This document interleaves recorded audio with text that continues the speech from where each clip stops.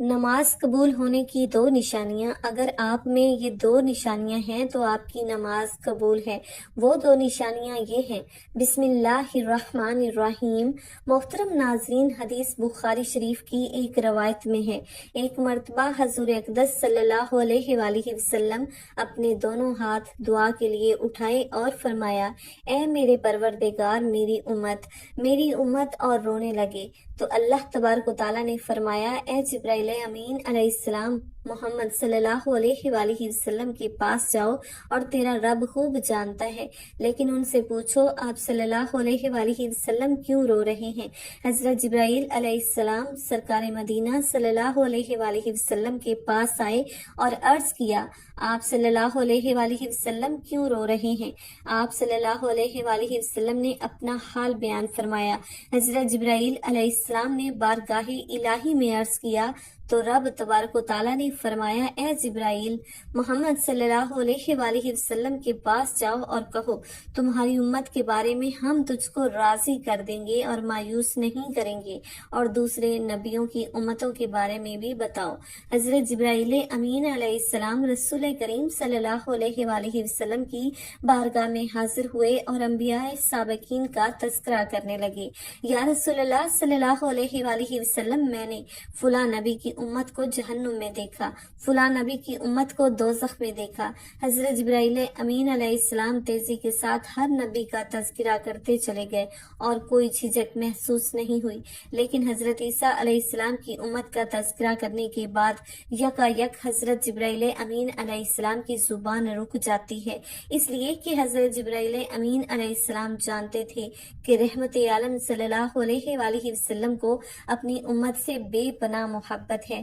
اگر امت رسول صلی اللہ علیہ وآلہ وسلم کو جہنم میں دیکھنے کا ذکر کروں تو حضور اقدس صلی اللہ علیہ وآلہ وسلم پریشان حال ہوں گے، اسی لیے اب جبرائیل امین علیہ السلام کی زبان پر خاموشی کا پہرا لگ جاتا ہے۔ مگر جبرائیل امین علیہ السلام کی اچانک خاموشی سے سرکار دو عالم صلی اللہ علیہ وآلہ وسلم بے چین ہو کر فرمایا کہ جبرائیل امین علیہ السلام، یہ بتاؤ کہیں تم نے میری امت کو جہنم میں تو نہیں دیکھا؟ حضرت جبرائیل علیہ السلام جواب دیتے دیتے رک جاتے ہیں۔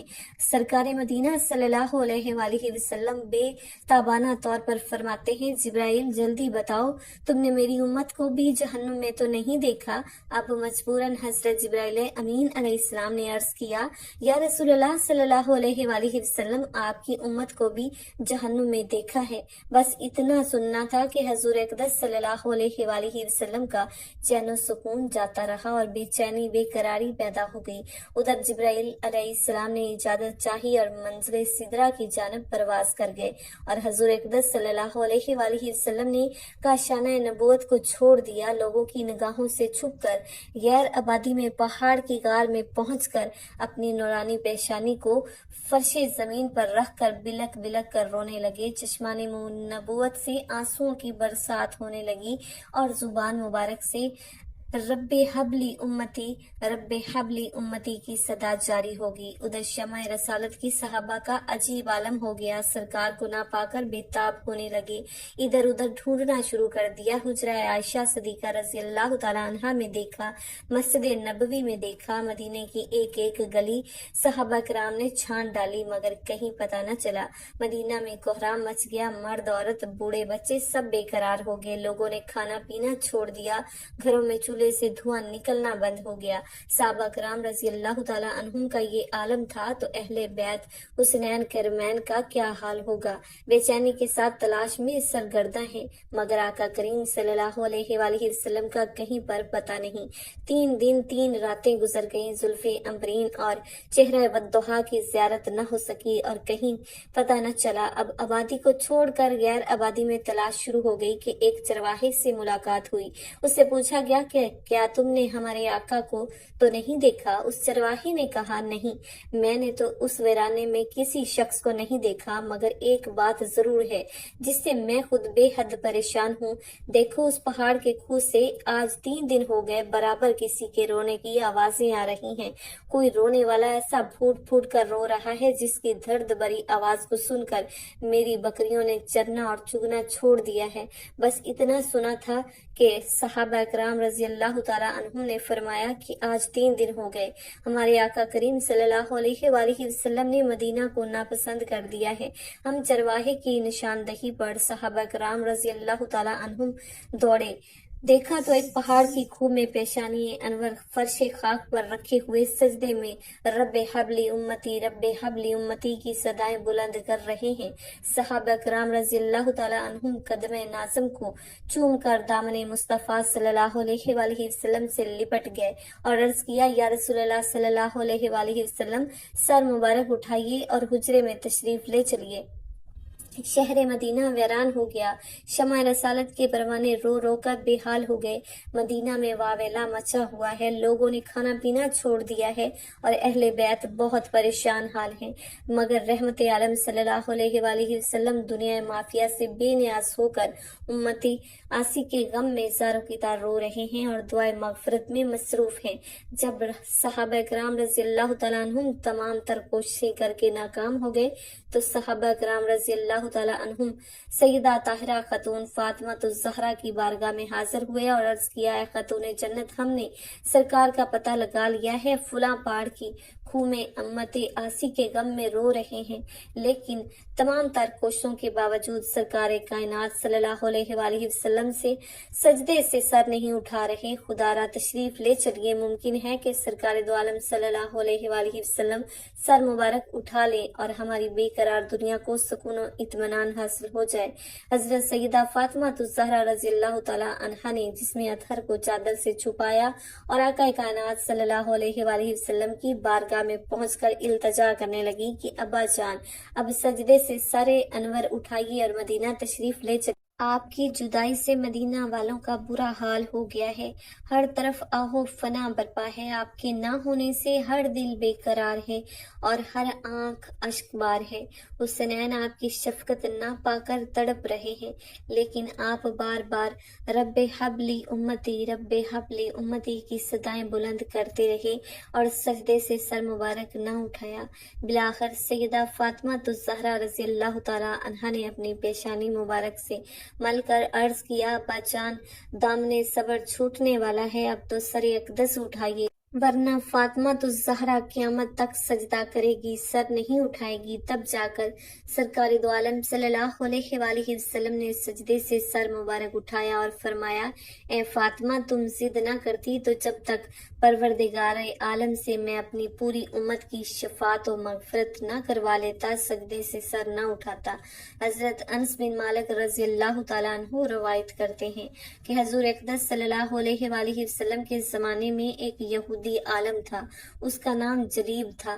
اس کا ایک لڑکا حسن و جمال میں یکتا تھا، جو کمال سیرت سے مزین اور بڑا خلیق تھا۔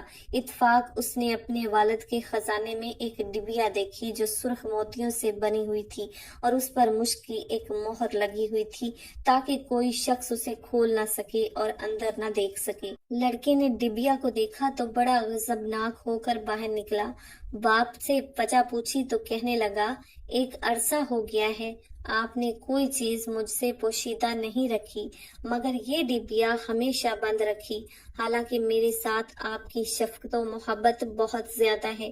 باپ نے بتایا، بیٹا، اس میں جوہرات ہیں نہ خزانہ، اس میں چند اوراق ہیں، جب تم علماء اکرام کی مجالس میں بیٹھ کر فاضل ہو جاؤ گے اور ہر بات سمجھنے لگو گے تو میں اس کا مطالعہ بھی کر لینا، چونکہ ابھی تم ناپختہ ذہن ہو، اس لیے ڈبیا کا راز دیدہ دانستہ پوشیدہ رکھا گیا ہے۔ ایک دن جلیب بارہ نوشی میں مشغول تھا، جہاں پر یہ موقع غنیمت جانتے ہوئے والد کے خزانے میں گیا اور اس ڈبیا کے کھولنے میں مشغول ہو گیا جس کے لیے رازداری سے کام لیا جا رہا تھا۔ مہر توڑ دی، ڈبیا کا ڈھکن کھولتے ہی دیکھا کہ نور کی ایک شعاع نمودار ہوئی جس کے سامنے چراغ کی روشنی ماند پڑ گئی۔ ڈبیا کے اندر 2 سفید ورق دکھائی دیے جن پر لا الہ الا اللہ محمد رسول اللہ لکھا تھا۔ اس کلمہ طیبہ کے بعد حضور نبی کریم صلی اللہ علیہ وآلہ وسلم کی اوصاف حمیدہ لکھے ہوئے تھے کہ آپ کے آبرو پابست ہو گئے، داڑھی گھنی ہو گئی، جسے بھی اس کا زمانہ میسر ہوگا اس کی بات سنے، اس کا کلام قرآن ہوگا، اس کا دین اسلام ہوگا، وہ انسانوں کو خدا کی عبادت کی دعوت دے گا، پانی سے نہیں ڈرے گا۔ وہاب کی لگامیں اس کاغذ پر پڑی تو حضور اقدس صلی اللہ علیہ وآلہ وسلم کی محبت اس کے دل میں گھر کر گئی۔ کہنے لگا کاش میں معلوم کر لیتا کہ آپ خاکی ہیں یا نوری، آسمانوں پر ہیں یا زمین پر، دریاؤں میں ہیں رہتے ہیں یا جنگوں میں۔ اس نے اپنی محرومی اور سوگواری کا اس انداز میں اظہار کیا کہ بے ہوش ہو گیا۔ چند لمحوں کے بعد اس کی والدہ بھی اس کمرے میں آئی، بیٹے کو بے ہوش پا کر حیران رہ گئی۔ اس کے باپ کو بلایا، بیٹے کو اس حالت میں دیکھ کر اس کے چہرے سے چہرہ ملنے لگا، ماتھے کو چومنے لگا، رو رو کر اپنے بیٹے کی بے ہوشی پر حسرت و غم کا اظہار کرنے لگا۔ جب جوان لڑکا ہوش میں آیا، والدین کو اپنے سرہانے غم زدہ اور پریشان پایا، مگر غصے میں آ کر کہنے لگا اے والد محترم، تم میری آنکھوں کی روشنی نہیں دیکھتے اور بڑھاپے کے باوجود اس رحمت الہی سے محظوظ نہیں ہوئے۔ آپ مجھے کفر کی تعلیم دے رہے ہیں اور شریعت مصطفیٰ اور اس کی اتباع سے محروم رکھنے کی کوشش کر رہے ہیں۔ باپ یہ باتیں سنتے ہی غصے میں پاگل ہو گیا، لڑکے کے بالوں کو پکڑا اور زمین پر پٹخ دیا اور زور زور سے مارنے لگا۔ جب اس کا ظلم حد سے بڑھ گیا تو حیا ابن اخطب، کعب بن اشرف اور ابو لبابہ وغیرہ اس کی سفارش کے لیے آئے۔ انہوں نے دیکھا کہ باپ اپنے بیٹے کو عزا دینے میں پاگل ہو گیا ہے۔ انہوں نے زبردستی منع کیا، مگر وہ کسی حال میں بچے کو سزا دینے سے نہ رک رہا تھا۔ لوگوں نے اس سے پوچھا آخر تمہارے بچے کا قصور کیا ہے؟ تو وہ کہنے لگا اس کا قصور تو سزائے قتل کے لائق ہے، جب تک میں اسے قتل نہ کر دوں گا ہاتھ نہ روکوں گا۔ پھر اس نے بتایا کہ یہ دین محمد صلی اللہ علیہ وآلہ وسلم پر ایمان لے آیا، اپنے آباء و اجداد کا مذہب ترک کر دیا ہے۔ ان لوگوں نے بھی اس بچے کو نصیحت کرنا شروع کیا اور کہا بیٹا تمام لوگ تو ہم سے دین کی تعلیم حاصل کرتے ہیں، لوگ ہماری اتباع کرتے ہیں، لیکن تم محمد صلی اللہ علیہ وآلہ وسلم کی اتباع میں لگے ہوئے ہو، اسے چھوڑ دو اور اپنے سابقہ دین پر قائم رہو۔ لڑکا کہنے لگا میں نے سوچ و بچار کرنے کے بعد ان وہمی اور فرسودہ دینوں کو ترک کر دیا اور محمد صلی اللہ علیہ وآلہ وسلم کی صراط مستقیم کو اختیار کر لیا، ان پر ایمان لے آیا ہوں۔ ان لوگوں نے اس نوجوان کو بڑی الٹی سیدھی نصیحتیں کی، مگر وہ نوجوان اپنے نیک ارادے پر ڈٹا رہا۔ ان یہودی مشائخ نے کہا چونکہ یہ لڑکا نازیبا نام کا پلا ہوا ہے، زندگی کے مصائب اور تکلیف کا احساس نہیں رکھتا اور یہی وجہ ہے کہ یہ نصیحت کی طرف توجہ نہیں دیتا، اسے اپنے حال پر چھوڑ دینا چاہیے۔ اب ضروری ہے کہ اسے آسان زندگی سے ہٹا کر محنت و مشقت کی زندگی کا خوگر بنانا چاہیے، تاکہ ان سختیوں سے تنگ آ کر دین محمدی سے توبہ کر لے اور پھر اسی راحت و آرام کی زندگی کو حاصل کرنے کے لیے سابقہ دین پر واپس آ جائے۔ جلیب نے کہا تمہارے نزدیک اس تکلیف اور ریاضت کا کون سا طریقہ اختیار کرنا چاہیے؟ کہنے لگا یہ نرم و نازک کپڑے اتار کر ٹاٹ پہنا دو، ایک تہ خانہ میں محبوس کر دو، دروازے کو بند کر دو، 3 دن کے بعد ایک جو کی روٹی اور پانی کا کوزہ دیا جائے تاکہ ناز و نعمت یاد آئے تو فریاد کرے مجھے اس مصیبت سے نجات دلائی جائے۔ جلیب نے ان لوگوں کی نصیحت پر عمل کرتے ہوئے اس مظلوم کو ایک کمرے میں بند کر دیا، چونکہ اس سے سوکھی روٹی اور پانی کی عادت نہ تھی، سخت پریشان ہوا، ان کی وجہ سے روتا رہتا۔ ایک دن باپ نے دیکھا تو کہا تو کیا تم اپنے دین پر قائم ہو یا نہیں اور دین محمدی سے باز آتے ہو یا نہیں؟ بیٹے نے کہا اے میرے باپ، میرا رونا بعام کی بے لطفی اور پانی کی وجہ سے نہیں بلکہ مجھے تو دیدار مصطفیٰ صلی اللہ علیہ وآلہ وسلم کا اشتیاق ہے۔ باپ نے پھر کہا جب تک دین محمدی سے توبہ نہ کرو گے تمہیں اس عذاب سے نجات نہیں ملے گی۔ لڑکے نے کہا خدا کی قسم، محمد صلی اللہ علیہ وآلہ وسلم کی محبت جس طرح میرے دل میں جا گزری ہے اس سے توبہ نہیں کی جا سکتی۔ اگر تمہارے اگلے پچھلے تمام انس و جن تم میں سے سب سے زیادہ گناہگار شخص کی طرح فاجر ہو جائیں تو بھی میرے ملک میں کوئی کمی نہیں ہوگی۔ اے میرے بندو، اگر تمہارے اگلے پچھلے لیے انس و جن کسی ایک مکان میں یکجا ہو کر مجھ سے سوال کریں اور میں ہر انسان کا سوال پورا فرما دوں گا تو بھی میرے خزانے میں کچھ کمی نہیں آئے گی، مگر اتنی کہ جیسے کسی سوئی کو سمندر میں ڈال دیا جائے تو وہ جتنی کمی کرتی ہے۔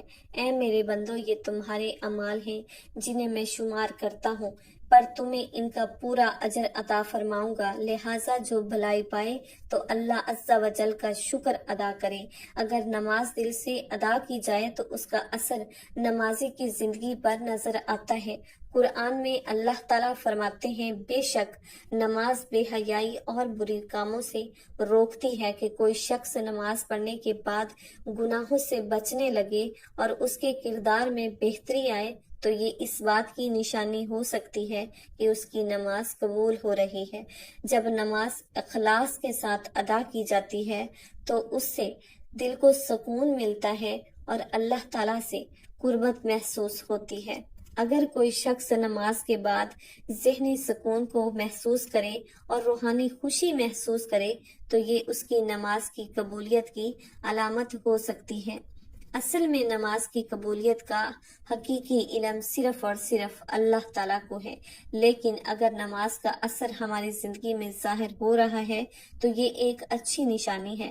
اللہ تعالیٰ سے دعا کرتے ہیں، میرے تمام مسلمان بہن بھائیوں کی تمام مصیبتیں اور پریشانیاں دور فرمائے، آمین یا رب العالمین۔ السلام علیکم ورحمۃ اللہ وبرکاتہ۔